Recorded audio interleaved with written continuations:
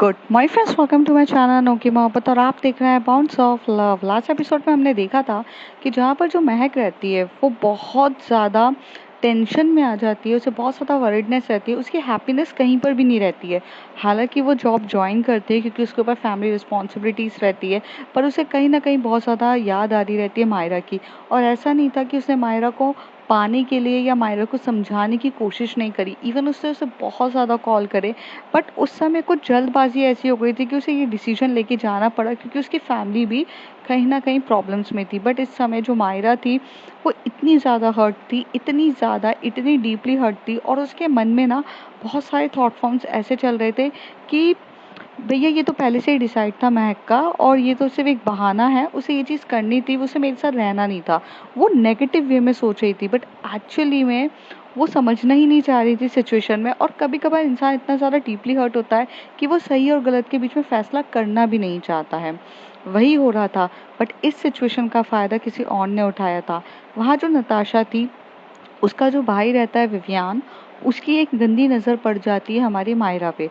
उसका ये इंटेंशन रहता है कि भैया वो तो मुझे चाहिए क्योंकि वो बंदी ऐसी है जिसने मुझे भाव नहीं दिया है। और जब लड़के हैंडसम होते हैं और जब उसे कोई भाव नहीं देता है ना, तो सबके मन में यही सवाल आता है, why why why why why. तो वही वो उसके चक्कर में उसके पीछे पड़ जाता है। नताशा बोलती है, भाई मैं तेरी सेटिंग करवाती हूँ, जितनी जल्दी होगा मैं सेटिंग कराऊंगी, तू टेंशन मत ले। और यहाँ पर जो नताशा रहती है उसको एक दिन मौका भी मिल जाता है जब महक का कॉल आता है और उसे वो मैन्युपुलेट कर देती है। अब उसके आगे मायरा यहाँ पर काफ़ी ज़्यादा अपसेट होती है, वो बेड पे आकर बैठती है। तभी नताशा उसे बोलती है, you can explain me is the situation. देखो, अगर तुम मुझे जब तक बताओगी नहीं, मुझे चीज़ें नहीं पतेगी, और हमारी महक ने क्यों ऐसा किया ये सब भी हमें जानना है। तभी यहाँ पे जो हमारी मायरा रहती है वो एकदम से भोली भाली बच्ची की तरह अपना दिल खोल के रख देती है उसके सामने। वो उसे बता देती है कि उसका रिलेशनशिप्स कितने टाइम से चल रहा है और वो एक दूसरे से बहुत ज़्यादा प्यार करते थे। फिर सडनली से उसने उसको बोला कि उसे उसके साथ रहना है, लेकिन यहाँ पर उसने उसको इस साथ पीजी करने के बजाय वो यहाँ से अपनी जॉब को लेके चली गई। नताशा ये सारी बातें सुनती है और यहाँ पर वो उसे मैन्युपुलेट करते टाइम उसे गलत गाइडेंस देते हुए सीधे कहती है, अरे देखो ना, देखो देखो, अगर प्यार अगर सच्चा होता है ना, तो यार वो बंदी ना तुम्हारे लिए चीज़ें तो करती, मतलब थोड़ा बहुत एडजस्ट कर लेती। जॉब तो देखो, अगर उसको जॉब ही करनी थी ना, तो मुंबई में जॉब की कमी कहाँ थी।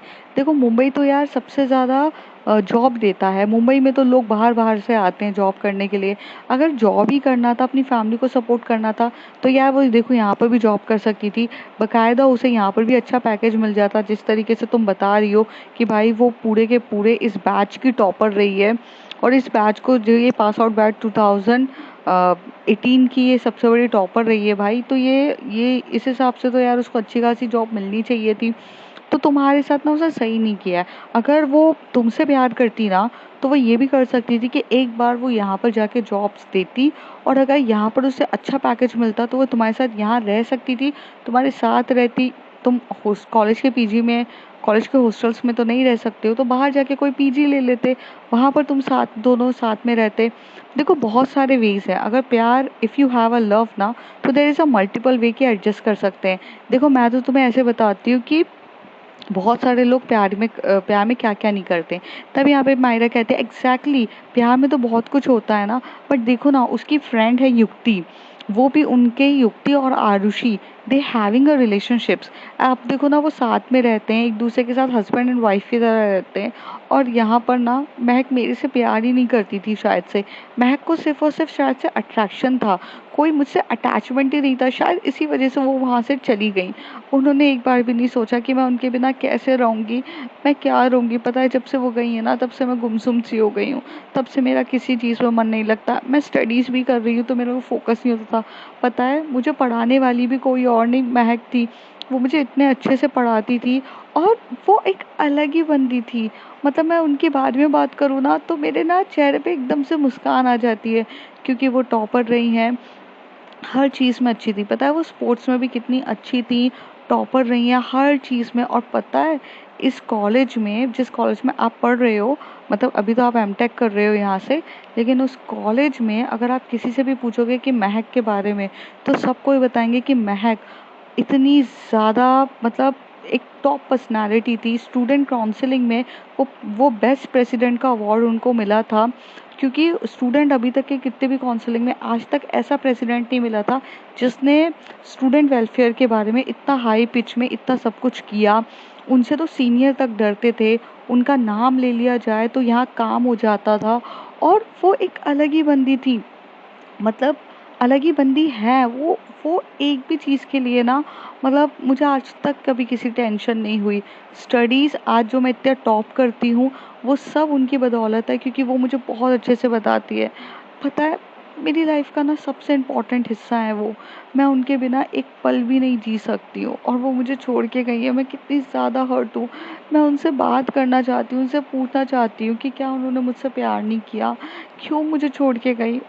पता है, आप भी हो ना, आपको भी प्यार हो जाए महक से, ऐसी हैं वो बंदी।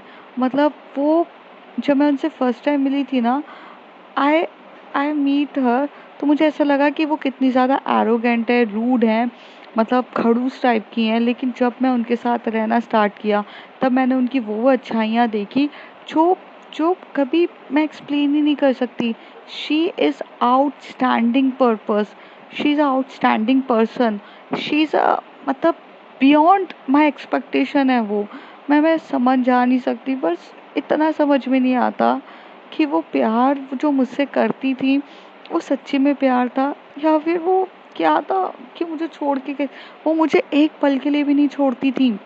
मतलब मैं मुंबई भी उन्हीं के साथ घूमी हूँ, उन्होंने सब कुछ किया है।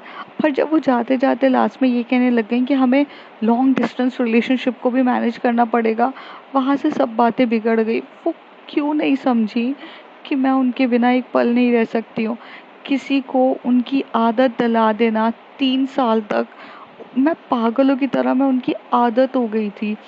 सुबह उठे तो चाहिए, शाम को चाहिए तो चाहिए।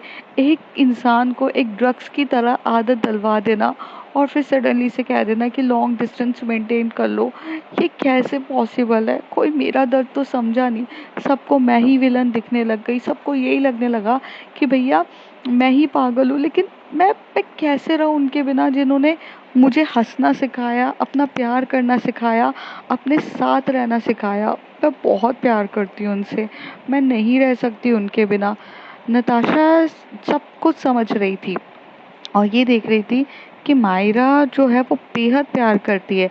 अब उसके दिमाग में ये नहीं चल रहा था कि उसे मायरा की फीलिंग से लेना देना था। उसके दिमाग में ये चल रहा था, विवियान के साथ सेट कैसे करूं, इसको इतना ज़्यादा भड़काऊं कैसे, इसको उससे दूर कैसे करूं।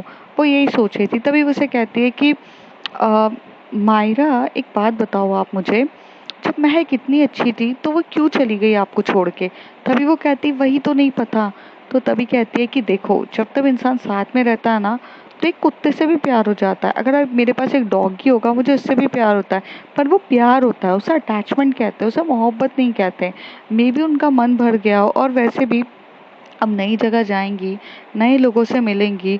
और आपने कहा ना कि वो कितने कैपेबल हैं, कितनी सारी चीज़ें, तो भाई उनके पास तो 1000 लोगों की लाइन लगी रहेंगी, उनके पास तो किसी भी चीज़ का भाई कमी होगी नहीं। तो मुझे ऐसा लगता है कि अब उनका मन भर गया होगा, इस वजह से हो गया है। But you have to be understand कि किसी के आने और जाने से दुनिया ख़त्म नहीं होती है। तुम्हें भी तो मतलब अब अपनी लाइफ में आगे बढ़ना चाहिए, सीधे सीधे आगे बढ़ो, हमेशा से ये सब चीज़ें करो, और फालतू का ना ये सारी बकवास चीज़ें मत करो। और किसी के प्यार में इतना रोने धोने की भी ज़रूरत नहीं है।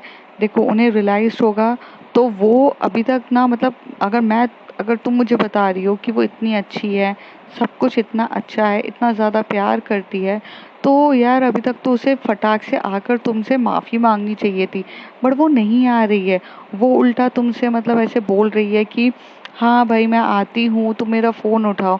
ऐसे नहीं चलता है प्यार में ना, मतलब पागलपन होना चाहिए, वो सब होना चाहिए। अगर वो सब चीज़ें ख़त्म हो चुकी है ना, इट्स मीन्स कि यार द बंदा अब मतलब ऐसे मूव ऑन हो चुका है। हो सकता है उन्हें वहाँ पर एक अच्छी कोई मिल चुकी हो, जिसकी वजह से वो उधर ही बिजी हो, और वो तुमसे क्लोजर चाहती हो, और तुम हो कि क्लोजर देने के लिए तैयार नहीं हो।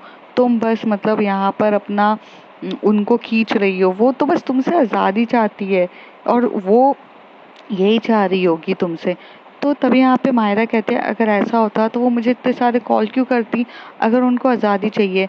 तो वो कहती हैं कि वो देखो पता है कुछ लोग ऐसे होते हैं कि जो मतलब खुद को उनको एक्चुअली में ना खुद चाहिए रहता है कि उनको कुछ चाहिए रहता है ये रिलेशनशिप से मूव ऑन करना, बट वो लोग पता है क्या करती हैं कि सामने वाले के ऊपर सारा ब्लेम डाल के चली जाती है। अब देखो थोड़े टाइम के बाद अगर वो तुम्हें कॉल नहीं करती है या तुमसे बात नहीं कर रही है तो वो क्या करेगी, तुम पे ब्लेम डाल देगी। तुमको जाकर क्या कहेगी कि देखो मैंने तो बहुत कोशिश करी तुम्हें कॉल करने की, तुम्हें हर चीज़ करने की, लेकिन तुमने क्या किया, तुमने मेरे कॉल पिकअप नहीं करे, तुम तो भाई कोई चीज़ समझती नहीं हो, छोटी सी बच्ची हो, ये सब हो। और ऐसे करके तुम्हें ही ब्लेम करके वो यहाँ से मूव ऑन होना चाहती है। देखो अगर वो तुमसे सच्चा प्यार करती तो वो कभी तो पहले तुम्हें छोड़ के जाती नहीं और मुंबई में ही जॉब कर लेती, लेकिन वो एक्चुअली में पहले ही डिसाइड कर दी थी, अब सिर्फ तुम्हारे ऊपर ब्लेम करना चाहती है। और मेरी मानो तो उसे ये चांस बिल्कुल भी मत दो। तो तभी वो कहती है तो मैं क्या करूँ फिर। यहाँ पर वो उसे कहती है कि तुम उसे ये बताओ कि तुम लाइफ में काफ़ी ज़्यादा हैप्पी हो, और अगर वो फ़ोन करे तो तुम उससे सीधे सीधे क्लियरली बात करो कि तुम्हें तो ब्रेकअप चाहिए था ना, तो मैं तुम्हें देती हूँ, तुमने तो छोड़ के पहले से ही ये सब चीज़ें डिसाइड कर ली थी, तो अब तुम्हें वैसा जैसा चाहिए मैं तुम्हें वैसा दे देती हूँ। सिंपल, अगर उसे ब्रेकअप चाहिए तो तुम डायरेक्ट दे दो। तो उसे कहती है बट उन्होंने मुझसे कभी ब्रेकअप की बात की ही नहीं है, मायरा कहती है। तो कहती है वही तो, वो तुम पे ब्लेम डालना चाहती है। थोड़े टाइम के बाद जिस तरीके से वो बिहेव कर रही है, तुम्हें छोड़ के गई है, तो वो तो एक्चुअली में तुमसे भी वो चाहती है, बस फर्क इतना है कि तुम्हारे मुंह से चाहिए। तो तुम्हें वो ब्लेम में, गिल्टी में ये सब डालना चाहती। उसे दूर जाना था, वो डायरेक्ट चली गई है। थोड़े दिन के बाद तुम फ़ोन नहीं उठाओगी, ये नहीं करोगी और अपसेट रहने लगोगी, तुम थोड़ा सा अपनी लाइफ में मूव ऑन नहीं करोगी, तो उसे बस बताने के लिए हो जाएगा कि अब तुम वो वाली मायरा नहीं रही जैसी हैं। तो तुम उससे ना अब इस तरीके से बात करो कि तुम हैप्पी हो अपनी लाइफ में और तुम अपनी लाइफ में खुश हो, और उसके बाद देखो कि उसका क्या बिहेवियर होता है। वैसे तो मुझे लगता है कि वो ब्रेकअप ही चाहती है तुमसे। ये बोलकर यहाँ पर जो हमारी नताशा रहती है वो एकदम बिस्तर पे लेट जाती है, अपने मोबाइल ओपन करती है और धीरे धीरे उसे देख रही रहती है और देखते हुए खुश हो रही रहती है कि भाई मेरा पासा तो बन गया, मतलब मुझे जो इसके अंदर बीज डालना था वो डल चुका है। और वो काफ़ी ज़्यादा खुश भी होने लग जाती है कि अब तो काम बन जाएगा। वैसे भी ये समझ नहीं रही है कि महक एक्चुअली में सच्ची में बहुत प्यार करती है, पर मेरा तो काम बन रहा है ना, बस मुझे क्या करना है। और ऐसे कर कर ना वो इतने अच्छे से वहाँ पर सो जाती है। मायरा जो रहती है वो काफ़ी देर तक सोचने लगती है, उसे काफ़ी ज़्यादा इन्फ्लुएंस होने लगता है, वो काफ़ी ज़्यादा सोच रही रहती है कि शायद यही होता है। महक यहाँ पर उसे मैसेजेस करने लगती है, baby listen to me, what's wrong, आप ऐसे बात मत करो, आप ऐसे गुमसुम मत रहो। लेकिन यहाँ पर वो उसे कहती है कि तुम तो यही चाहती थी ना कि तुम सबके सामने मुझे ही विलन बना दो। यहाँ पे मायरा ऐसे मैसेज कर देती है, तुमने तो यही चाहा था ना कि तुम मुझे विलन बनाओ और सबके सामने ये कहो कि मैं कुछ नहीं समझती हूँ, मुझे नहीं आता है, मैं तुम्हारे चीज़ों को नहीं समझ रही हूँ, तुम्हारा सब मतलब तुम्हारा यही मन था और तुमने यही किया, तुम तो भी यही चाहती थी ना। यहाँ पर महक कहती है क्या हो गया है तुम्हें, तुम इतनी नेगेटिव वे में क्यों बात करने लग गई हो, तुम इतने ज़्यादा नेगेटिव कैसे हो सकती हो, मैं तुमसे क्या बात कर रही हूँ और तुम क्या समझ रही हो, why you think about that, why, ऐसा कुछ भी नहीं है, I really love you and मैं तुमसे कभी दूर नहीं जाना चाहती थी। तभी वो उसे कह देती है कि अच्छा ऐसा था तो तुम मुंबई में भी तो जॉब कर सकती थी, अगर तुम्हें तुम्हारी फैमिली को सपोर्ट करना था तो तुम मुंबई में भी तो जॉब कर सकती थी। ये सब बातें मैसेज में होती थी। तो वो कैसे कहती है कि मैं मुंबई में जॉब क्यों करूँगी जब मेरे पास कैंपस सिलेक्शन है। तो वो कहती है कि कैंपस सिलेक्शन तो तुमने जानबूझ के पुणे की ली ना, तुम्हारा डिसाइडेड था, और मुझे तो ऐसा लगता है कि you getting a affair with Anu, वो अनु का भी तो नंबर था तुम्हारे पास, और मेरे को यहाँ तक पता है कि अनु और तुम दोनों साथ में कर रहे हो। तुमने एक स्टेटस डाला था जिसमें वो तुम्हारे बाजू में खड़ी थी और तुमको कितने साइड से हक, मतलब साइड पे अपना हाथ तुम्हारे कंधे पे रखा था, you guys like up each other ना। तो उसे कहती है are you out of your mind baby, it's not really. तो उसे कहती है कि अच्छा सुनो, मैं तुमसे कल फ़ोन पे बात करती हूँ, रात बहुत हो गई है, कहती हूँ तो कहती है कि हाँ, अब तो तुम मुझसे से भागना ही चाहती हो ना। पहले तो ऐसा था कि रात-रात भर भी तुम्हें मुझसे बात करने में कुछ प्रॉब्लम नहीं होती थी। अब तो तुम रात भी बात करने से भी पहले मुझे कह देती हो कि मैं बाद में बात करती हूँ, अभी तो मुझे बात करने का भी टाइम नहीं है। ऐसे कह देती है। वो कहती है कि ऐसा नहीं है, एक्चुअली मेरे रूम में अब मेरा भाई भी सोता है, तो मैं भी पूरे तरीके से फ्री नहीं हूँ एंड आई एम जस्ट। तो कहती है अब तुम्हें शर्म आ रही है कि अपने रिलेशनशिप्स को बताने के लिए। इन दोनों के बीच में काफ़ी ज़्यादा फाइट होना स्टार्ट हो जाती है। तभी वो बोलती है कि देखो ऐसा बिल्कुल भी नहीं है, baby you are just taking a something wrong. मैं उसे बताना चाहती हूँ, लेकिन थोड़ा सा तो बात को, सिचुएशन को समझो कि मैं बिल्कुल बताना चाहती हूँ, लेकिन तुम समझोगी नहीं तो कैसे समझेगा। I मैं किसी से डरती नहीं हूँ, बट क्या है कि अभी मुझे ऐसा लगता है कि वो काफ़ी ज़्यादा छोटा है और उसको ये सारी चीज़ों के बारे में बताना बिल्कुल भी गलत है। वो नहीं समझ पाएगा, बच्चा है वो अभी, और मैं उसके सामने ये सब चीज़ें क्लियर नहीं करना चाहती। और पहले जब तक हम सेटल हो जाते, सब चीज़ कर ले, उसके बाद हम अपने रिलेशनशिप्स को बड़े अच्छे से फैमिली के सामने ले आएँगे। तो उसे कहती है कि तुम बताना ही नहीं चाहती हो, तुम्हें सिर्फ़ और सिर्फ़ ये रिलेशनशिप्स को तोड़ना था। ये सारी बातें करके वो जाती, तो उसे कह देती कि मैं फ़ोन रख रही हूँ, I will talk to you later, और ऐसे बोल देती है। यहाँ पर जो हमारी प्यारी सी मायरा रहती है, वो उसके दिमाग में तो वो सारी चीज़ें पहले ही चल चुकी थी। अब यहाँ पर वो समझाए तो समझाए क्या भगवान! यहाँ पर अब मायरा समझना ही नहीं चाह रही थी। तो कभी कभार ऐसा लगता है कि यार कैसे इंसान को समझाया जाए जो भला समझना ही नहीं चाहता है। वो भी गलत नहीं थी, उसके दिमाग में भी कोई नेगेटिव बातें डाल रहा था और उसे पता था कि मैनिपुलेट तो अच्छे से किया जा रहा है। अब वक्त आ चुका रहता है कि यहाँ पर मॉर्निंग हो जाती है और मॉर्निंग में नताशा जो रहती है, वो अब ये प्लान बनाती है कि अब वो हमेशा से थोड़ा थोड़ा उसके दिमाग में ये बात डालेगी और उसको करती रहेगी। तो यहाँ पे वो चली जाती है। तो मॉर्निंग का टाइम जब रहता है, वो कॉलेज के लिए तैयार होती है, तो वो उसे पूछती है कि तुम्हारी मायरा तुम्हारी महक का कॉल आया कि नहीं। तो उसे कहती है नहीं, महक का कॉल वॉल मुझे कुछ भी नहीं आया।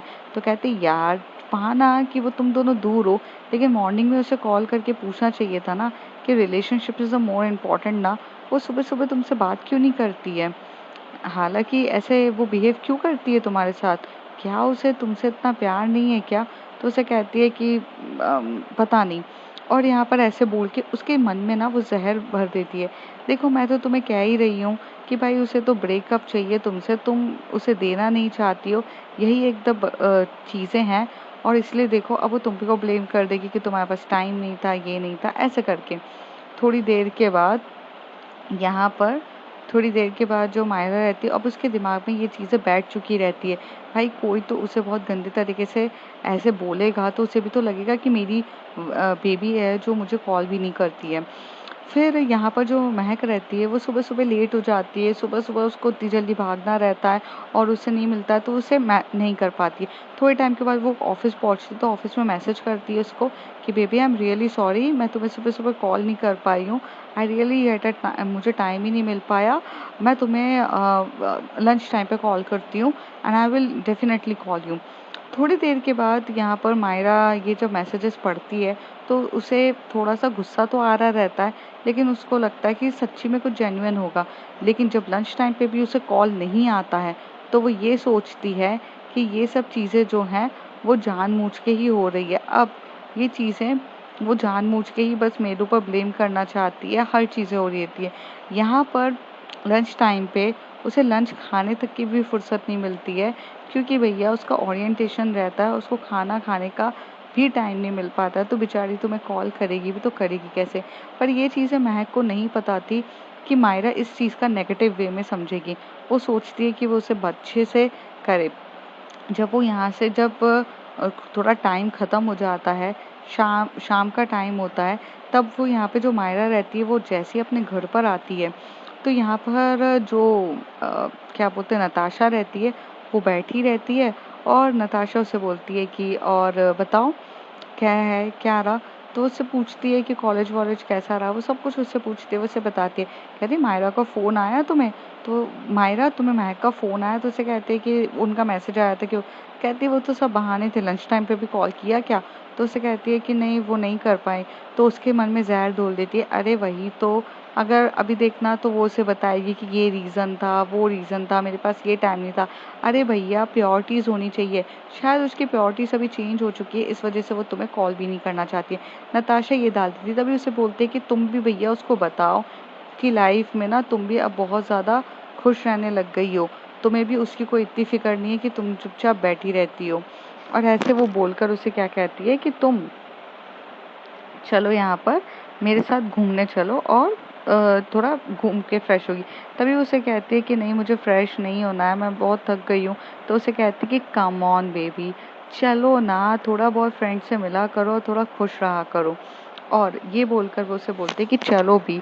तो यहाँ पर वो पहले उसका मन नहीं होता है, फिर उसे कहते कि क्या तुम्हें उसे ये नहीं बताना है कि तुम उसके बिना मतलब रह सकती हो। ऐसे वो उसे बोलती है, तो तब उसे लगता है कि ठीक है। फिर यहाँ पर वो उसको लेकर जाती है अपने फ्रेंड, अपने भाई विवियान की तरफ। विवियान के पास लेके जाती है। तो विवियान जो होता है वो उससे बात करता है, उसे उसके साथ आराम से बैठा रहता है और उसे बोलता है कि तभी उसे बोलती है कि सुन, उसका मैं ब्रेकअप तो करा रही हूँ, लेकिन तुझे यहाँ पर उसके लिए बहुत ज़्यादा पोलाइट और एकदम बहुत प्यारा इंसान बन के रहना पड़ेगा, ताकि उसको ये चीज़ की फीलिंग हो कि भैया कि उसने मतलब कोई गलती नहीं कर रही है कि अपना रिलेशनशिप ब्रेक करके। ऐसा तू उसे फील कराएगा तभी ऐसा होगा। तो विवियान भी यहाँ पर बहुत स्मार्ट रहता है, वो उसके पास जाता है, उसे कहता है हे मायरा।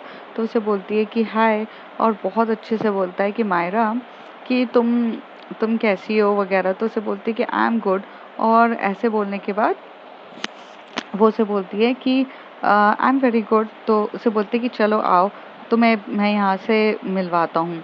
तो यहाँ पे वो अपने बाकी फ्रेंड्स से भी मिलवाता है। तब उसके जो बाकी जो फ्रेंड्स रहते हैं वो भी मायरा को देख के शॉक्ड हो जाते हैं, क्योंकि मायरा बहुत ब्यूटीफुल रहती है और काफ़ी ज़्यादा पोलाइट रहती है, छोटी सी क्यूट सी बच्ची रहती है। और कौन भला उस क्यूट सी बच्ची से प्यार मोहब्बत ना करे, क्योंकि वो इतनी सुंदर सी रहती है। तो थोड़ी देर के बाद सब लोग बोलते भाई यार ये बंदी तो बहुत सुंदर है यार, कभी इससे यार हमारी भी तो सेटिंग करा। तो कहता है भाई मैं अपनी सेटिंग नहीं कर पा रहा हूँ तो तेरी क्या कराऊँ यार, वो थोड़ा सा उसका रिलेशनशिप है। तभी वो उसे कहता है कि नताशा उसका रिलेशनशिप्स तो वैसे भी ब्रेक करा ही रही है, और जैसे रिलेशनशिप ब्रेक हो जाएगा तब तब अपनी सब सेटिंग हो जाएगी। तो उसे ये बोलता है, तो कहता है कि हाँ भाई, लेकिन ये देख, कद्दू कटेगा तो सब में बटेगा भाई, हमेशा से लड़की आती है ना तो वो सबकी होती है। तभी तभी वहाँ पे विवियान बोलता है कि हाँ हाँ बिल्कुल, बिल्कुल यार, अपने बीच में जो है वो डील है, अपन भाई लोग मिठाइयाँ भी तो मिला कर ही खाते हैं, ऐसा तो है नहीं है कि हम कोई भी चीज़ अकेले खाएंगे। ऐसे वो बोल देता है। तो यहाँ पर हमें एक चीज़ बहुत अच्छे से पता चलती है कि ये जो इंट्यूशंस, ये जो मतलब जिस तरीके से ये लोग बोल रहे हैं, तो इस चीज़ से हमें ये पता चलता है कि उसको मायरा से प्यार नहीं रहता है, वो मायरा को अलग तरीके से पाना चाहता है। और जब उसे पाना चाहता है तो वो अकेले खुद नहीं पाना चाहता है, साथ ही साथ वो ये चाहता है कि उसे सबके सब फ्रेंड्स चाहें। तो यहाँ पे हमें पता चलता है कि इन लोगों के इंट्यूशंस बहुत ज़्यादा गलत रहते हैं, इंटेंशंस इतने गलत रहते हैं कि वो एक लड़की के साथ बहुत गलत सोच को लेके बैठते हैं। लेकिन इन सब चीज़ों से जो हमारी महक भी अनजान रहती है, क्योंकि वो तो वहाँ पर बेचारी अपनी नई अपनी नई ऑफिस लाइफ में फंसी हुई रहती है। और यहाँ पे सबसे ज़्यादा जो प्रॉब्लम रहता है मायरा। मायरा पहले से ही बहुत ज़्यादा क्यूट स्वीट सी बच्ची रहती है, जिसको हमेशा से प्रोटेक्ट करने के लिए ये महक रहती है, लेकिन आज महक नहीं थी। और यहाँ पर थोड़ी टाइम के बाद जो रहता है कि विवियान जो रहता है वो उसके पास आता है, एकदम डिसेंट बंदे की तरह बैठता है और उसे खाने के लिए इतना प्यारे से सैंडविच ऑफर करता है। उसे बोलता है तुम बहुत क्यूट सी बच्ची हो। तो वो उसे बोलता है जी, वो उसे इतना ज़्यादा ध्यान नहीं देती है। फिर उसे बोलते हैं कि भैया आप बहुत प्यारी हो, आप बहुत क्यूट हो, मैं सोच रहा था कि आज शाम को हम लोग क्लब में जा रहे हैं, क्या तुम मेरे साथ चलोगी? तो उसे कहती कि सॉरी मुझे क्लबिंग पसंद नहीं है।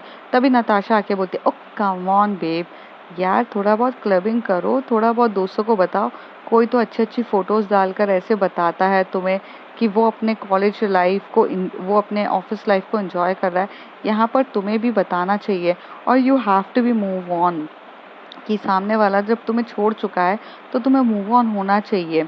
यहाँ पर वो थोड़ा तो उसको लग रहा था कि कुछ तो चीज़ें गलत हो रही है, मतलब वो सोच रही थी कि ये मेरे इतने पीछे पड़ क्यों गई है। पर यहाँ पर वो इतना तो ज़्यादा हर्ट रहती है कि वो इतनी सब चीज़ों को सोचती भी नहीं है। वो कहती है ठीक है, मैं शाम को चलने के लिए तैयार हूँ। यहाँ पर रात का टाइम रहता है 10 बजे करीब, वो लोग पब में जाने के लिए तैयार होते हैं। तब नताशा और ये क्या करते हैं कि 10 बजे वो लोग यहाँ से कॉलेज के पीछे की लाइन से भागेंगे और वहाँ पर जाएंगे। यहाँ पर जो हमारी प्यारी और स्वीट सी क्यूट सी जो मतलब एकदम से जो बहुत प्यारी सी बंदी रहती है महक, वो वहाँ पर आती है, कॉलेज से थकी थकाई आती है, मतलब सॉरी ऑफिस से थकी थकाई आती है, थोड़ा बहुत घर पे अपने ब्रदर को पढ़ाती है, खाने पीने में एकदम करती है, अपनी मॉम की भी हेल्प करती है। और थोड़े टाइम के बाद वो जब यहाँ पे फ़ोन लगा रही रहती है तो यहाँ पे फ़ोन तो बज रहा रहता है, लेकिन मायरा देख रही रहती है और फ़ोन नहीं उठा रही रहती है। अब यहाँ पर वो बहुत देर तक उसे फ़ोन लगाती है, लेकिन फ़ोन नहीं उठा रही रहती है। अब यहाँ पर उसको काफ़ी ज़्यादा मतलब एकदम से उसको टेंशन होने लग जाती है कि क्या हो गया है, ये फ़ोन है, ये फ़ोन भी उठा नहीं रही है, क्या हो गया है, किस तरीके से मतलब क्या करूँ जिस तरीके से ये फ़ोन उठाए। फ़ोन ही नहीं उठा रही रहती। थोड़े टाइम के बाद जब ये लोग यहाँ पर चले जाते हैं पब में, तो यहाँ पर वो देखते हैं कि वो तुरंत ही उसने रिसेंटली कुछ व्हाट्सएप पे फ़ोटोज़ अपडेट करी है और वो स्टेटस में दिखाती है। यहाँ पर अब महक का तो सिट्टी बिट्टी गुल हो जाती है जब ये स्टेटस पे देखती है। अब उसे और गुस्सा आ रहा रहता है कि ये रीसेंट पिक्स हैं, तो मतलब रिसेंटली आई होगी तभी तो ये पिक्स सेंड करिए। तो यहाँ पर कॉल करती है उसे रिसेंटली। तभी यहाँ पर महक कहते हैं कि क्या है, तो मुझे कॉल क्यों कर रही हो, तुम्हें दिख नहीं रहा है कि मैं बिजी हूँ, तुम्हारे पास तो टाइम नहीं है ना, सुबह मॉर्निंग में तुमने मुझे बोला कि तुम मुझे कॉल कर रही हो और नहीं किया। तो उसे बोलती है पहले तो तुम मुझे ये बताओ कि तुम हो कहाँ पर। तो उसे वो बोलती है कि तुम्हें उससे लेना देना क्या है कि मैं कहाँ पर हूँ। तभी वो उससे बहुत गुस्से में पूछती है, मैंने पूछा तुम कहाँ पर हो। ये बात जहाँ पर जो महक की गुस्सा आज भी उतना ही तेज था जिस गुस्से से काफी ज्यादा डर लगता था लोगों को। महक का खौफ इतना था कि मायरा चाहे कितना भी बोल ले, मतलब मायरा कितना भी बोल ले कि अब उसे फर्क नहीं पड़ता, लेकिन महक की वो गहरी आवाज से मायरा की तो सिट्टी बिट्टी बुल हो जाती है और वो उसे कहती है कि मैं पब में आई हूँ। तभी वो उसे बोलती है, हाउ, किससे पूछ कर आई हो पब में, और किसने तुम्हें कहा था कि तुम्हें पब में आना है। तभी वो उसे कहती है कि क्या मुझे हर चीज़ तुमसे परमिशन लेनी पड़ेगी। वो कहती है मैंने जो सवाल का जवाब पूछा है मायरा, उसका जवाब दो, किसके साथ आई हो पब में तुम। तो वो कहती है मैं मेरी नई रूममेट नताशा के साथ आई हूँ और उसके फ्रेंड्स के साथ आई हूँ। तभी यहाँ पे वो पूछती है कि कौन कौन फ्रेंड्स आए हैं। तभी उसे बोलती है कि वो 2-3 लड़के हैं और नताशा के लिए। तभी यहाँ पर वो उसे बोलती है कि तुम्हें समझ में नहीं आता, तुम्हें पब में जाने की ज़रूरत क्या थी। तब यहाँ पे मायरा कहती है कि वो क्या मैं लाइफ को एंजॉय नहीं कर सकती हूँ। तो उसे कहती है कि एंजॉय करना है, करो, मेरे साथ एंजॉय करोगी, तुम्हें क्या लगता है। तभी वहां से तो नताशा आती है और पीछे से आके बोलती है मायरा कम यार babies, everyone was waiting for you, everyone even the Vivian is waiting for you. तुम विवियान से मिलो तो सही, बात तो करो, कम ना। ऐसे वो उसे बोलती है तो वो कहते हैं कि हाँ मैं आ रही हूँ। तभी वो कहती है कि किसका कॉल है। तो कहती है कि महक का कॉल है। तो उसे कहते हैं कि तो उसको बोल दो कि तुम मूव ऑन हो चुकी हो। अब यहाँ पर उसे टेंशन लेने की ज़रूरत नहीं, वो तो वैसे भी ब्रेकअप चाहती थी ना, तो बोल दो।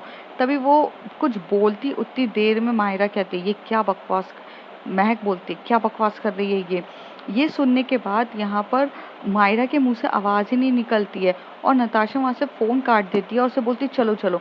यहाँ पर नताशा क्या करती है, महक का फ़ोन ब्लॉक लिस्ट में डाल देती है ताकि कि अब कोई उसे कॉल ना कर पाए और जैसे कि वो अपने प्लान में पूरे सक्सेसफुल हो जाए, वो सेटिंग करवा दे विवियान के साथ उसकी, और ये करने के लिए होती है। तो अब फ्रेंड्स क्या होगा आगे देखेंगे। महक को अब कुछ चीज़ें का अंदाज़ा हो चुका है, अब महक क्या डिसीजन लेगी ये सब जानेंगे कुछ अगले एपिसोड्स में। लेकिन यहाँ पर मैं एक आपको बहुत बड़ा सा लेसन समझाना चाहती हूँ और वो बिल्कुल भी समझाऊंगी, आपको ज़रूर समझाऊंगी, लेकिन वो एपिसोड के जब मेरा सीज़न एंड होगा, इसका जब ये पूरी स्टोरी ख़त्म होगी तब मैं आपको बताऊंगी। तब तक के लिए bye bye, take care. If you like my story, like share and subscribe.